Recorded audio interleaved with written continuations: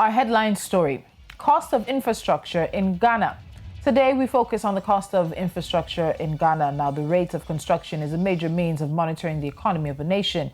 And in recent times, Ghana has seen an infrastructure boom. But this is under threat as the cost of cement has been on the rise. What impact does this have on infrastructure development in Ghana? We'll also touch base with the doomsor or lack thereof in Ghana concerning the country's electricity challenges. I'm Tolulokwe Adelaru Balogun. Welcome. This is Business Edge.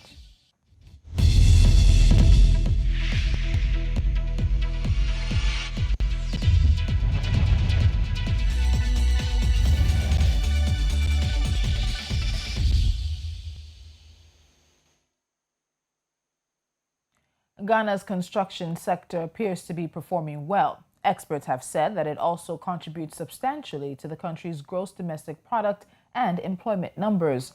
According to the Ghana news agency, persistent hikes in the price of cement and other building materials have raised the cost of building and contributed to increases in house rent.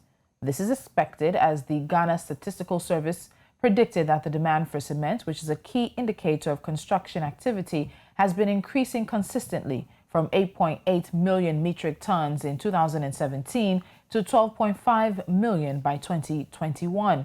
Cement prices were expected to grow by 3.9% in 2019 and 2020.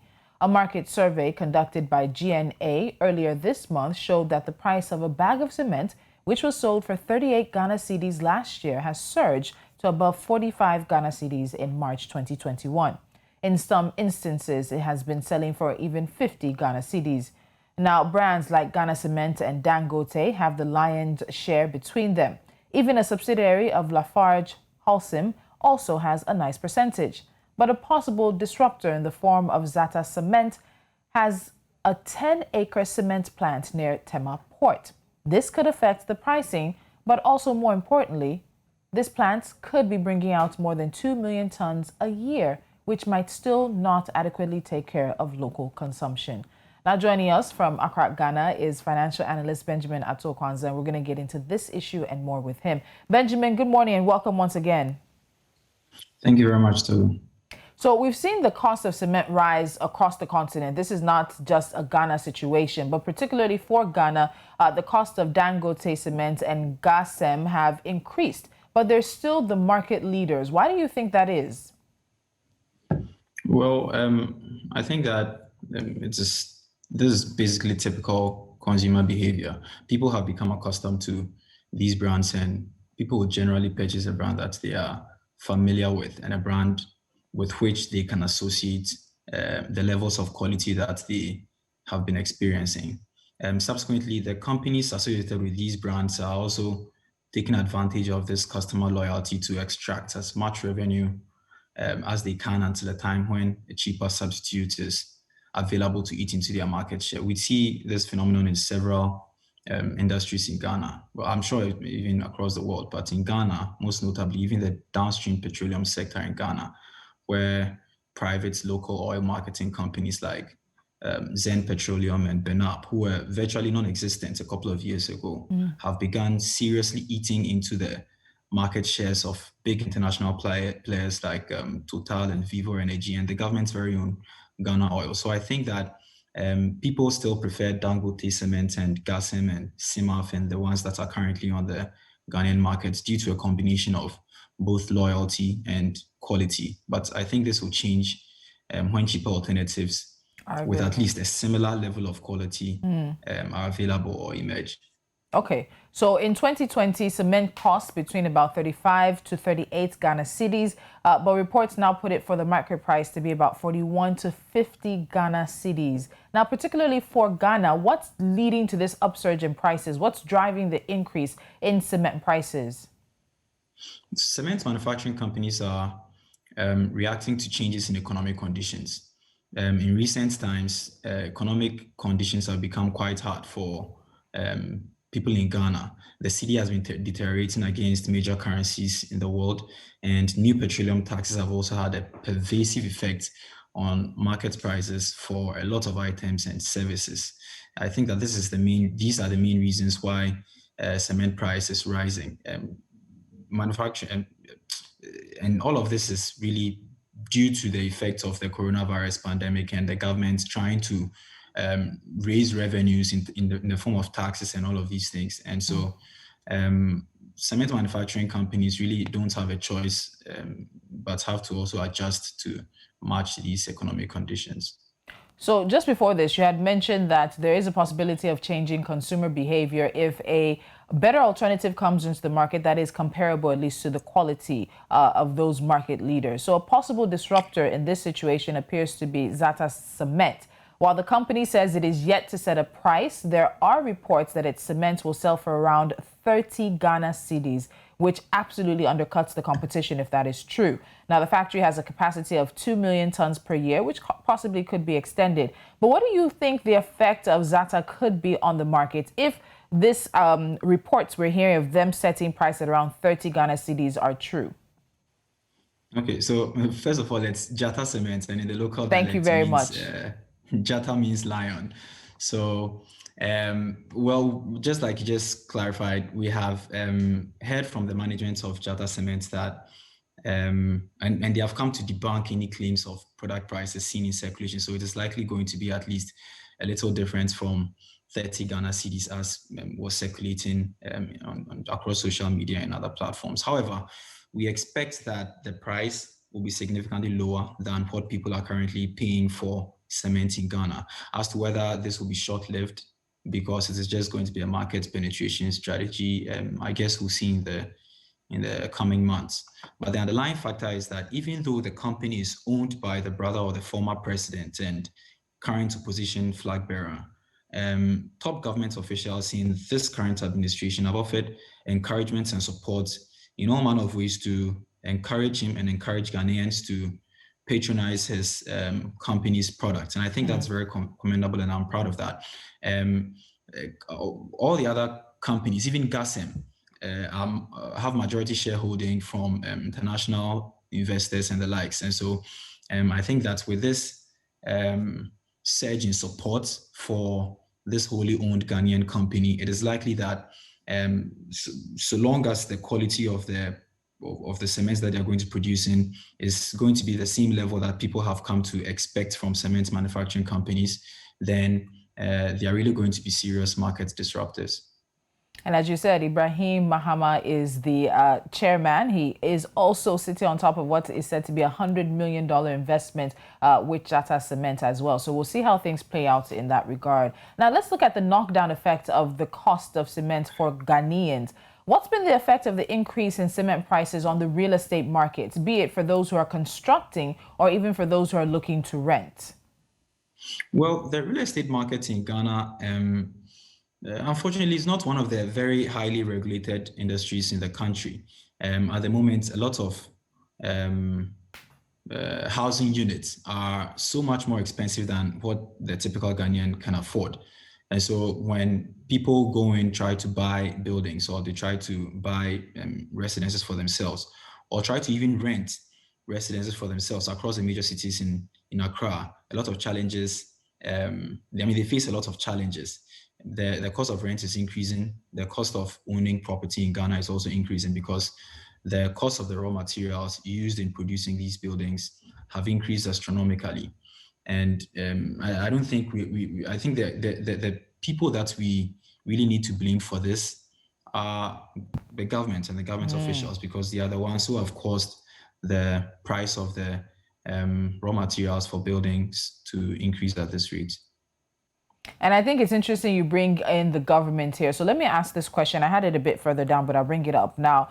The Chamber of Cement Manufacturers for Ghana indicated that the high cost of cement is a result of the high cost of production, unfair trade practices, low utilization of cement products, and unfair competition. Now, the chamber believes that the pressure caused by the COVID-19 pandemic is also a major factor. There are some serious issues that affect the economy, and this also affects the cedis that Ghanaians have in their pocket. These are also issues that require government oversight and regulation. So when it comes to the cost of cement, when it comes to making sure that the raw materials are available, making sure that the issues of unfair trade practices and unfair competition are taken care of, where is Ghana's government in all of this?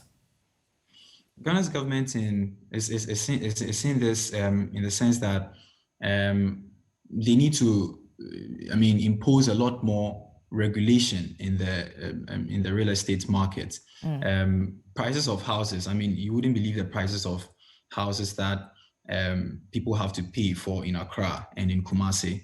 Some of these prices are quoted in dollars, so that these constructors are able to shield themselves from the negative effects of the exchange rate movements. Mm. So government really has a major part to play in the sense of regulating this industry to make sure that people don't charge a certain level of a certain level of prices for the building units that they are selling. They also have a part to play in making sure that the cost of inputs in making cement and other raw materials needed for construction are also reasonable. So taxes on petroleum products, for example, is also going to is going to translate into the cost of transporting cement and all of these other um, iron rods and other things that are also needed to build to put up these buildings. Import tariffs as well is also very key for governments to also look at, especially for building materials and the way that it translates into the high cost of building materials and rent expense that people have to bear. And so in all of this, I mean, the underlying factor is the government and what they are doing to make sure that the building or construction industry is taken care of in a better way, so that the people who are supposed to enjoy the units or the building units that come out of these industries also enjoy as well. Okay, so Benjamin, we'll talk a bit more about government when we come back, because government is also feeling the effects of this, and that is in the plan to provide affordable housing. We'll see how government is attempting to address that. And then we'll also look into how much of production, local production, goes into cement in Ghana. The details of that and touching base with the electricity conversation and update on that from last week. We'll be right back.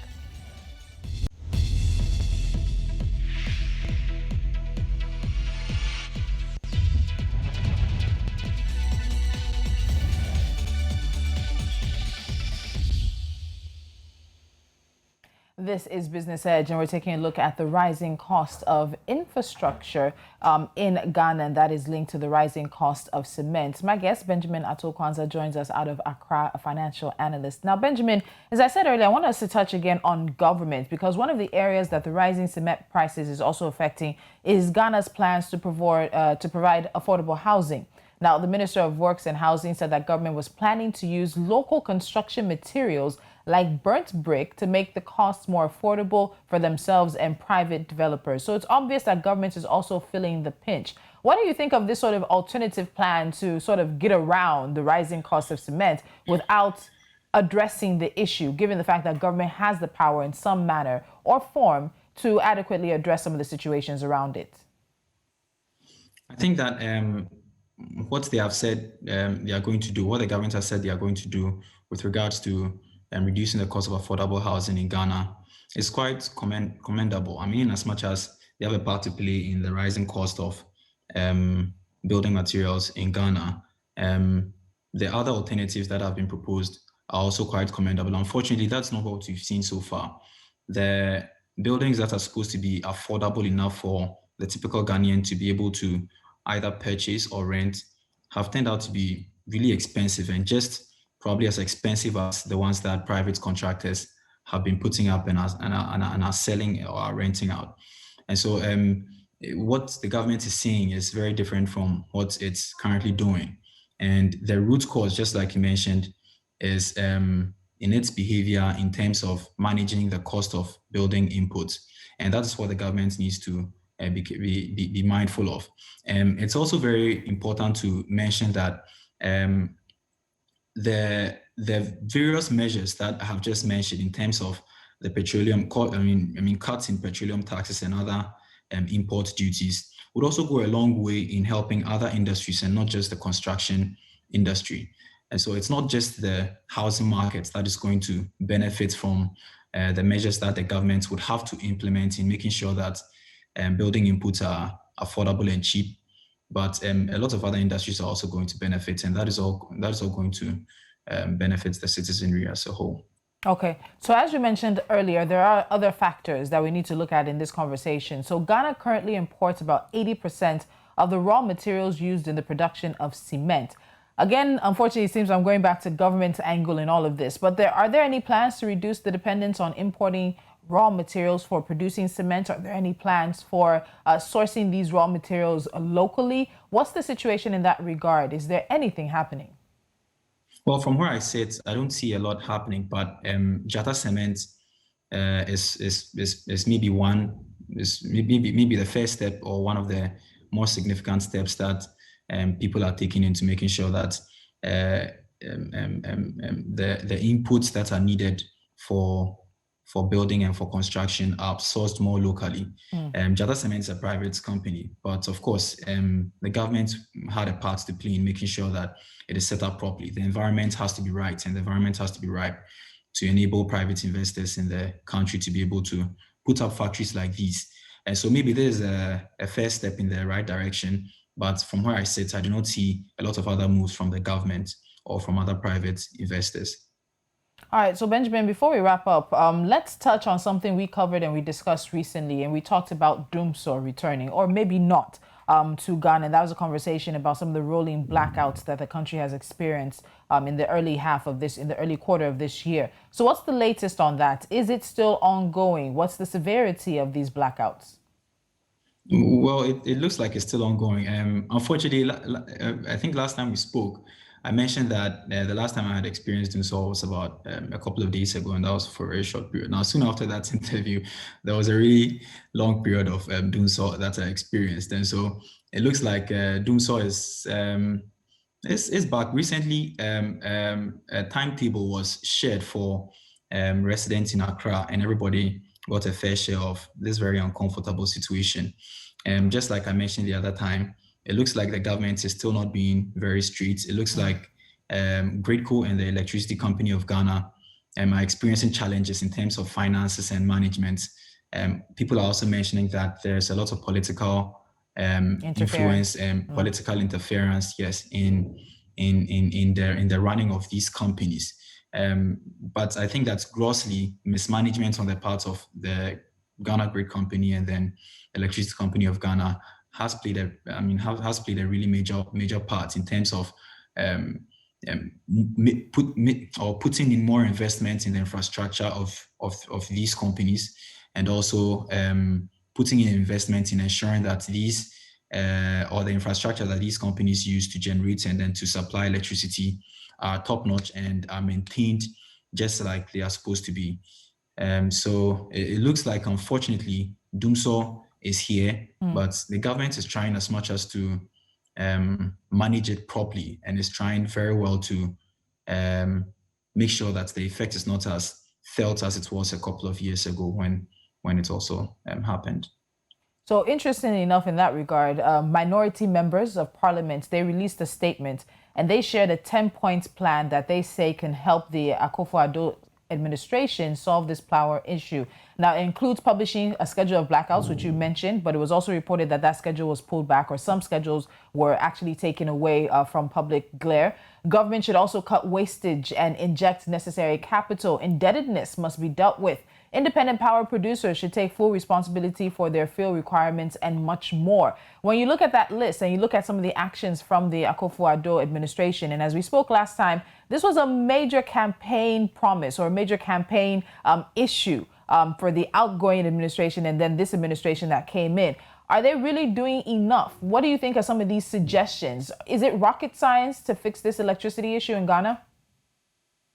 I think it's quite simple, unless I'm mistaken, because I don't have any degree in engineering. I don't have any expertise in engineering, but I think that the points that the minority mentioned are quite commonsensical, such that anybody will be able to understand and know that this is what has to be done. But the government is being tight-lipped about exactly what they are doing. They still stand by what they are saying with regards to routine maintenance works that is ongoing across the country. The points that the minority have mentioned, including Mr. Jinapo, who was the former power minister during Dramani Mahama's administration, is quite knowledgeable in this field, and he led um, he led the minority in presenting peace pointers. I think that there are things that the government can really consider, and once they're implemented, I think that power crisis in Ghana would be a thing of the past. All right, Benjamin, thank you. We did promise to touch base on that, and we'll continue to see how things play out regarding that. But as always, thank you so much for joining me on Business Edge. Thank you very much for having me too, Tolu. All right. We will be wrapping things up with NC4 to watch, and that takes us to the eastern parts of the continent, where Safaricom of Kenya is holding talks with Amazon about the use of mobile money service M-Pesa on the e-commerce giant's platform. Now, this is part of the East African telecommunication giant's efforts to expand global reach and bounce back from a first profit decline in a decade. Safaricom and Amazon already work together on web services, while the Nairobi-based company runs local cloud sales for the U.S. giant. Kenya Airways has stalled plans to launch direct flights from Nairobi to Somaliland's capital, Hargeisa, on delayed clearance and approvals. Now, Kenya's national carrier was to launch direct flights to Egal International Airport this year in a move that was expected to boost trade between both countries. The Ivory Coast and Ghana have asked cocoa and chocolate companies to pay more in premiums to support farmers' wages, according to the head of the Ivory Coast industry regulator, Yves Kone. Now, Kone acknowledged that the countries have limited leverage to force the hands of companies that are already suffering from a fall in global demand due to the COVID-19 pandemic. The Ivory Coast and Ghana, which together produce about 2/3 of the world's cocoa, introduced a $400 per ton premium this season, termed the living income differential, to increase wages for farmers, many of whom live in poverty. And finally, Nigeria's transmission company has disclosed that bulk power has been restored to every 330 kVA transmission station under Nigeria's grid after the earlier collapse on Wednesday. This was disclosed in a statement by TCN's General Manager Ndidi Ba in Abuja, citing that full transmission to kilowatt stations was achieved by 5:54 p.m. local time Wednesday across the nation's grid.